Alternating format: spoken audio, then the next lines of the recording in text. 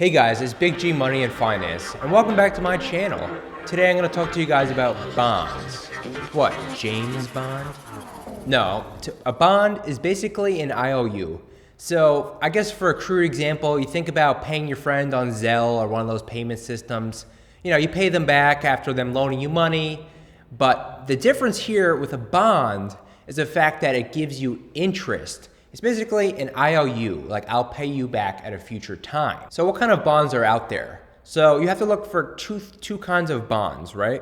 There's corporate bonds, which sounds like what it means, which is for corporations, companies, and for profit-making entities where you loan them out money and they pay you back for an agreed upon interest rate, for example. And then number two, you have municipal bonds. So municipal bonds, to remember it, think about a municipality like a region or area. That's essentially a government bond that you're dealing with. These tend to be very safe bonds because the government collects taxes and other revenues and usually needs to raise money for investors for things such as infrastructure, bridges, services, and other kind of programs that they have going on. So that tends to be a very safe bond. So how do you make money with bonds?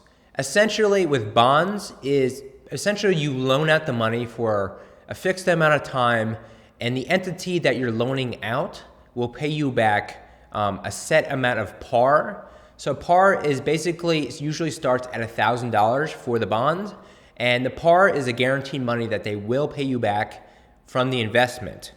So essentially the calling call to a bond is that they'll pay you back the par value plus interest rates as well as coupons. What a coupon is basically, in other terms, is for interest, and the bond issuer will pay you a coupon rate, for example, like 5% each year. Either can be annually, semi-annually, or every few years. So that's how you make money off bonds. So the cool thing about a bond is the fact that it's very flexible with times usually. There can be bonds ranging from less than 1 year to 6 months, or bonds that scale up to 5 years, 10 years, and 30 years. Me personally, my great-grandmother, God bless her soul, she left me municipal bonds that she bought a long time ago, and she dedicated it for my college fund. So the cool thing about bonds is the fact that you can own them and you can transfer agency and ownership to a family member, a trust, or a will as well. A lot of people usually do it to pay for their kids' tuition rates, inheritance, and other very safe, protectable assets. So also in the paper, you want to look out for coupon rates, which is essentially the interest payments each year, or for example, semi-annually, which they will pay you in interest. So you want to look out for that. And also you want to see if they mention anything that adjusts to interest rates. So interest rates is the price of currency, and if the bond prices are pretty fixed, but eventually over time, inflation and deflation could affect the value of the bond. But the mainstay with the bond is they have to pay you back the original investment, for example, par value of $1,000. So another key thing to look out for with bonds is called a maturity date. A maturity date is what I was alluding to earlier in the video. And a maturity date is when the bond is finished. The duration of the bond is finished. They will pay you out a set amount of your par value, and you can take the money out. So it's your decision how you want to keep your bonds in there. If you want short-term bonds to kind of play around and learn about the stock market, you can. But I personally, my Roth IRA, what I do with my bonds is I keep it in my Charles Schwab Roth IRA account, and I have pretty much like 15 to 10% of my Roth IRA and Vanguard bonds. It's a really good company you can look out for. There's also TD Ameritrade. There's a lot of bonds that are really reputable companies that you can buy for. I personally do 10 to 15% in bonds because it's very conservative and it's very fixed. And I'm still learning about the stock market, and I tend to be a little more risk oriented. I really kind of want to learn more about the stock market and make more passive income. So it's your decision. I would follow the 80-20 rule, maybe 20% of bonds in your initial portfolio and 80% in ETFs and index funds just to start out when you're first starting investing. So you may be wondering, are bonds or stocks a better investment for your portfolio? Let's look at the numbers right now.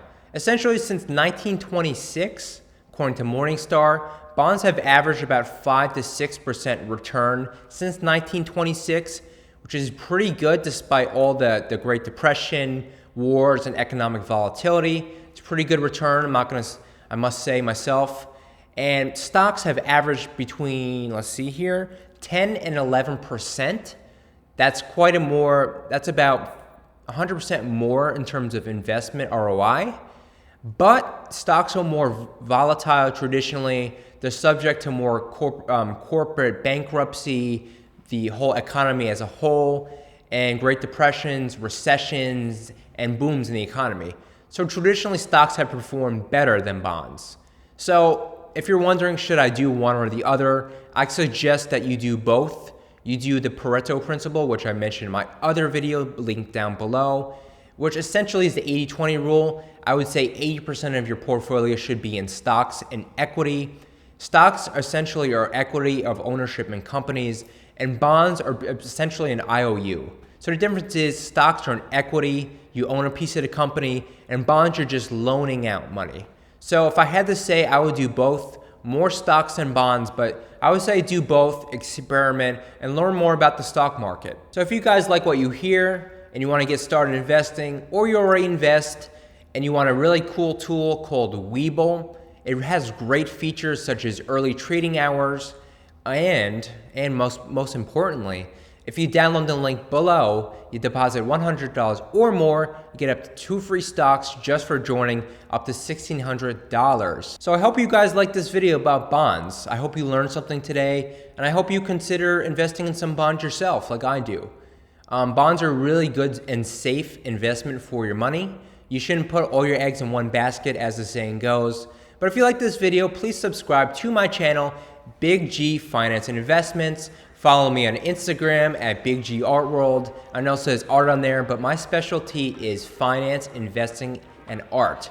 I'm getting my Series 7 and SIE license right now, so I'm learning exactly what finances are, and my mission is to break it down and make it really simple so you understand and you can get on board with making money yourself and take advantage of all the amazing tools out there and start investing yourself. So I hope this helps.